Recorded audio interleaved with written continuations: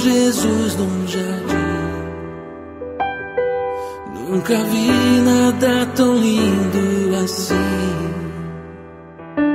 Minhas dores entreguei em suas mãos, e Jesus foi falando pra mim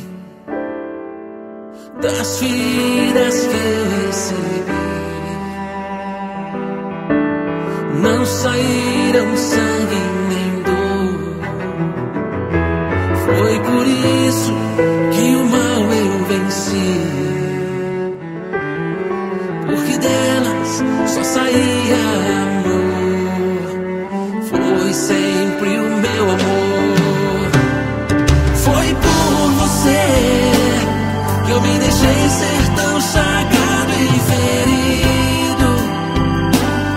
Por isso sinta-se amado e querido, pois é meu amor que cura sua dor.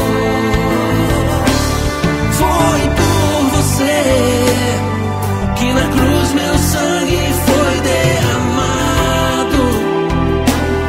Por isso sinta-se querido e amado, pois é meu amor que cura sua dor, que cura sua dor.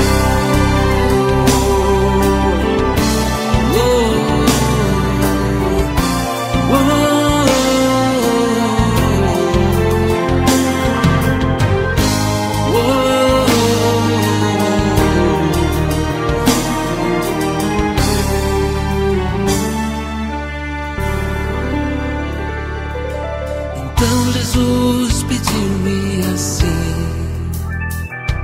que as mágoas estivessem em mim, que elas não saíssem